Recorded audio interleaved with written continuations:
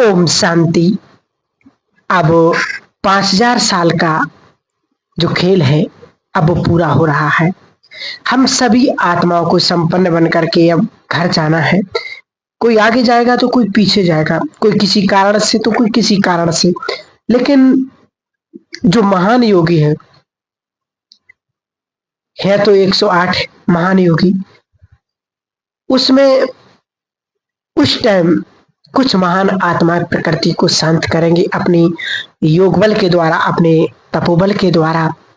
उस टाइम मनुष्यों को भिन्न भिन्न तरह की मदद करेंगे। देह छोड़ने में भी मदद करना है, क्योंकि आज भी बाबा ने कहा देखो कि आने वाले समय में स्वयं की भी मदद करनी पड़ेगी और दूसरों की भी मदद करनी पड़ेगी। ऐसा हमें योग का प्रैक्टिस करना है। अब समय, आज तो बाबा ने मुरली में बिल्कुल स्पष्ट कहा कि बच्चे अंतिम समय चल रहा है और आने वाला अंतिम समय कैसा होगा, तो अनेक प्रकार के प्रकोप होंगे जिसमें प्राकृतिक सबसे ज्यादा, और प्राकृतिक में भी अर्थक्वेक और जल, इसका ज्यादा प्रभाव होगा। क्योंकि आज संसार में सबसे ज्यादा यदि दूषित किया है, यदि सबसे ज्यादा उसका दुरुपयोग किया है तो वो है जल और पृथ्वी। इसलिए संसार में दिन प्रतिदिन वो स्थिति बदलती जा रही है। जैसे मान के चलो बहुत बड़ी बिल्डिंग गिर गई, उसमें हजारों लोग दबे हैं, सभी मरेंगे तो नहीं। किसी का हाथ टूट गया, किसी की आंखें फूट गई, कोई पूछने वाला नहीं। प्यास लगी है, पानी देने वाला नहीं। ऐसे में उन्हें सकाश दे करके उन्हें देह से मुक्त करने का ये अंतिम समय में बहुत बड़ी सेवा होगी। बाबा ने कहा भिन्न भिन्न तरह की सेवाएं उस टाइम पर भी चलती रहेंगी, आत्माओं को मदद करने की। तो वास्तव में इस समय तो ये संसार एक विशेष महापरिवर्तन की ओर प्रवेश कर चुका है। हर चीज में चेंज हो गया है, दुनिया में भी चेंज होगी, पैसे कमाने के लिए भी चेंज करना पड़ेगा। तो इस चेंज के समय में संसार को कठिन परिस्थितियों से गुजरना पड़ेगा। क्यों गुजरना है? क्योंकि बस एक ही बात है, सभी के जन्म जन्म के अब हिसाब किताब चुकता होना है। या तो कोई ही योग बल से कर ले या अन्यथा फिर सजा तो भोगनी ही पड़ेगी। और इसमें सबसे बड़ा जो भारी पड़ेगा वो है मानसिक रोग। आज हम सब देख रहे हैं कि संसार में मानसिक रोग बहुत बढ़ते जा रहे। मन को सबने बहुत कमजोर कर दिया है। आज हर इंसान एक नेगेटिव ही सोच रहा है, एक भय में जो बीत रहा है व्यक्ति का जीवन। दिन प्रतिदिन परिस्थितियां बढ़ती जा रही हैं। ऐसे समय को देखते हुए हम सभी बच्चे क्या पुरुषार्थ करें। बाबा हम बच्चों को समझाते हैं, सिखाते हैं, क्योंकि इंग्लिश में एक बहुत सुंदर शब्द है सेंसिटिव माइंड, नाजुक मन बहुतों ने बना लिया है। मुझे कोई कुछ कहे नहीं और कह दिया तो मन ऑफ, मतलब परेशान हो गए तुरंत। तो हमें अपने आप को स्ट्रॉन्ग करना है, बहुत पावरफुल बनाना है। कोई कुछ भी कहता रहे, कोई कुछ भी कहे, लेकिन हमें सुनना नहीं है और हम मुस्कुराते रहें। हम थोड़ा अचल अडोल बनना सीखें, परंतु हमें इसे सहज बनाना है। क्योंकि आज संसार मानसिक रोगों का शिकार हो रहा है। हमारे कॉलेजों की एजुकेशन जो कल्चर हो गई है वो भी अब मानसिक रोगों को बढ़ावा देती जा रही है।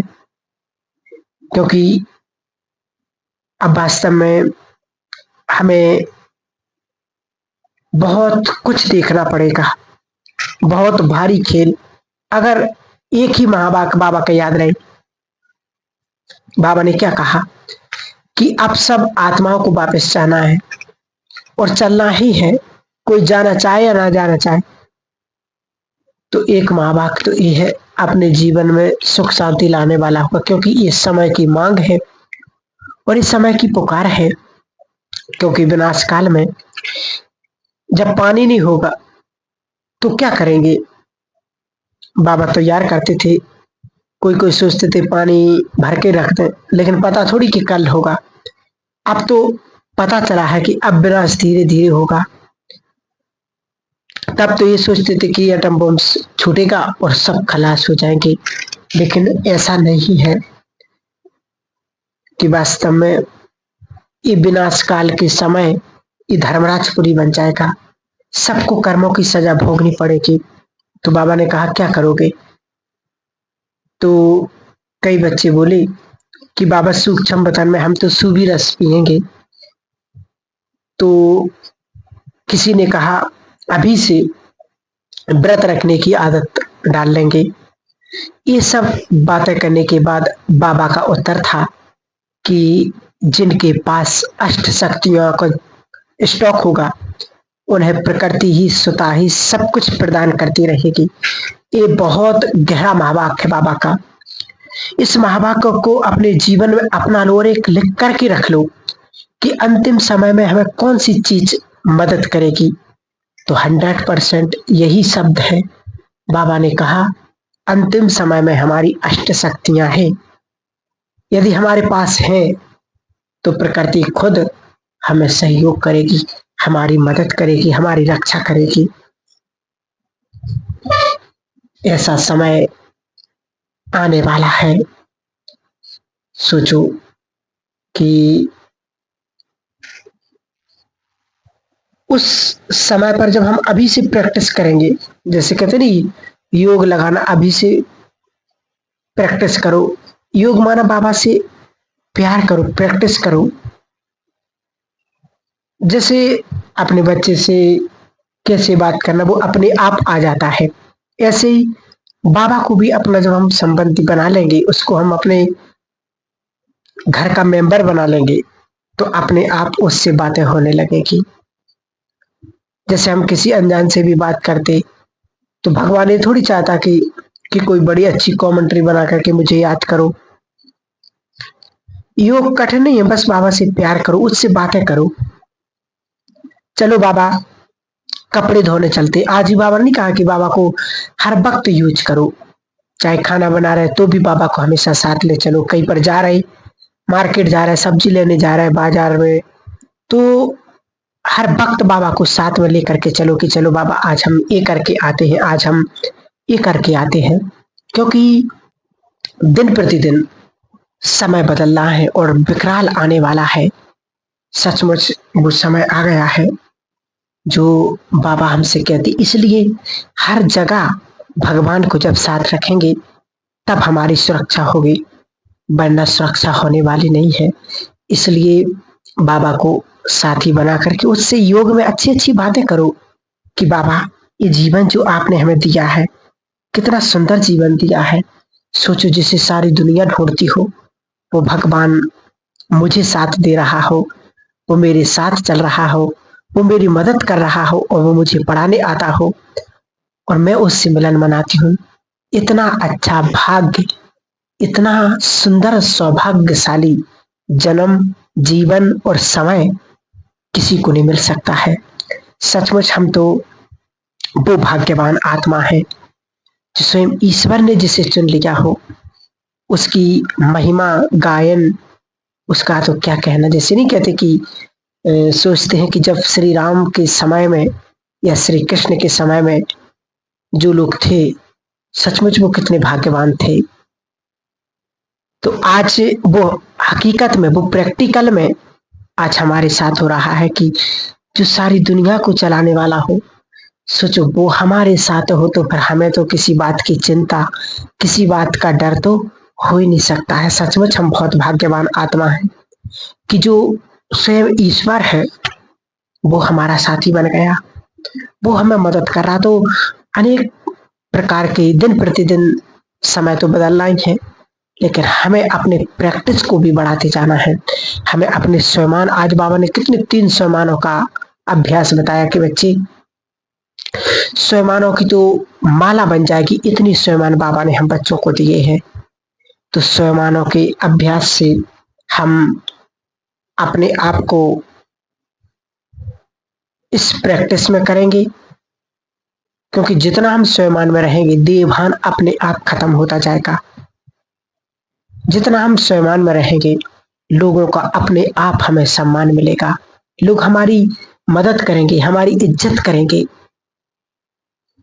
जब हम स्वयंमान में रहेंगे कि मैं महान आत्मा हूं, मैं श्रेष्ठ आत्मा हूं, मैं देव आत्मा हूं, मैं पवित्र आत्मा हूं, मैं भगवान की संतान हूं, मैं मास्टर सर्वशक्तिवान हूं। सोचो, जब ये अभ्यास करेंगे इस स्वयंमानों का, तो फिर हमारे सामने कोई टिक ही नहीं सकता है।